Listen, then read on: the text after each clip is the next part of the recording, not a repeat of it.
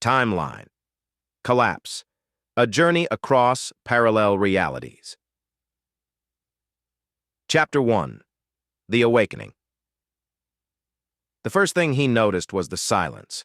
No cars, no distant hum of city life. Just silence, pressing in from every corner of the strange apartment.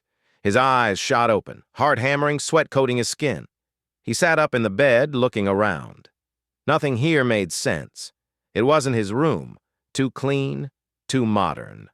The walls were plain white, interrupted only by minimalist paintings that felt cold and distant.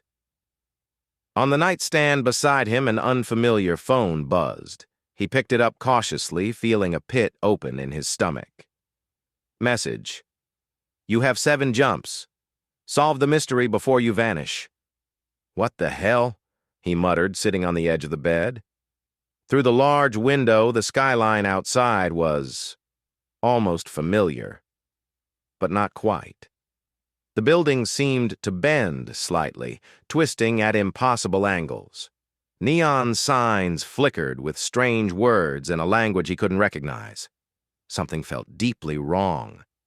As he stood to get a better view, his body glitched, the edges of his vision blurring like static on an old television. A strange humming noise grew louder, and the world around him began to dissolve. Chapter 2. The Cliff's Edge. He hit the ground hard, landing on sharp, rocky terrain. The sudden shift left him gasping for breath. A cold wind tore at his clothes as he scrambled to his feet. He was no longer in the apartment. He was standing at the edge of a mountain cliff, surrounded by jagged peaks. "Where am I?" he whispered, looking out over the vast expanse of wilderness.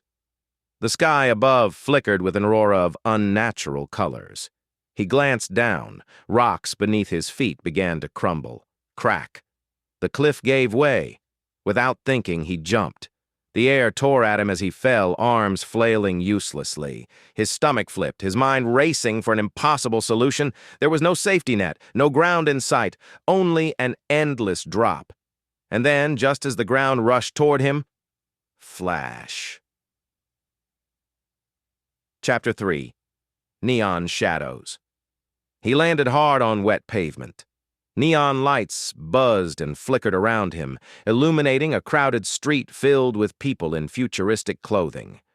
The air smelled of smoke and fried food, and rain drizzled from a sky hidden by holographic advertisements. He scrambled to his feet, disoriented. Before he could gather his thoughts, a woman in a glowing trench coat grabbed his arm. "Time's running out," she said in a low voice. "They're coming." "Who?" he asked, trying to pull away. "Where am I?" The woman shoved a metal device into his hand. "Don't lose this," she whispered. "It's the only way out." Before he could respond, dark-suited agents emerged from the crowd, their faces hidden behind black masks. The woman shoved him. "Run!" He didn't hesitate. Chapter 4. The Chase. He sprinted down narrow alleys, weaving through neon-lit streets. Adrenaline surged as the agents pursued him, closing the gap with every second. He vaulted over a food cart, narrowly avoiding a crash. Footsteps pounded behind him. A flash of memory struck him. The phone's message. 7 jumps. Solved the mystery. As he turned a corner, he fumbled with the metal device in his hand. It pulsed, glowing with strange energy. A hand grabbed the back of his shirt. Flash. Chapter 5. Freefall. He gasped as the world shifted again. He was inside a cargo plane, and he was falling. Wind roared in his ears, and the plane grew smaller above him. He felt the heavy parachute pack on his back and reached for the ripcord. His fingers found the cord and yanked. Nothing happened.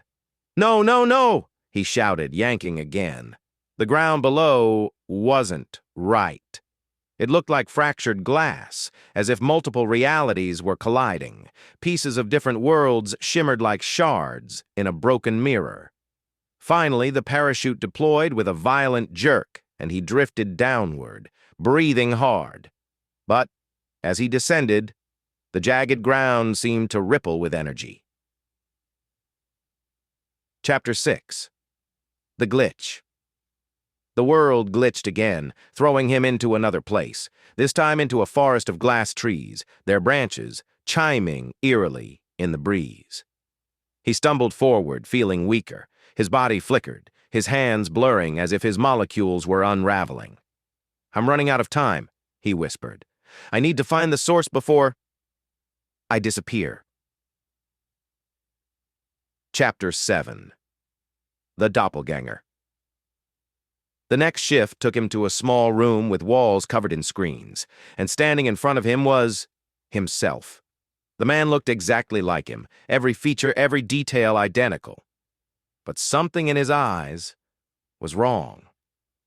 "You don't belong here," the doppelganger said, his voice low and calm. "What's happening to me?" he asked, panic creeping into his voice. The doppelganger smiled. "You're just a fragment, a timeline that wasn't supposed to exist. Every jump is tearing you apart." "What do I do?" The doppelganger shrugged. "Embrace the collapse, or end it. It's up to you." Chapter 8. The Choice. In the next blink, he found himself in a white void, suspended in endless nothingness. Before him floated two glowing buttons. One button promised to end the chaos by destroying the device and collapsing all timelines, erasing him from existence. The other button would allow him to keep jumping, living fleeting moments in fractured realities forever. He stared at the buttons, heart pounding. Protagonist. VO. There's no right answer. Just consequences. He reached out. Chapter 9. Epilogue. The screen of the phone buzzed one last time. New message. "You made your choice. Now live with it."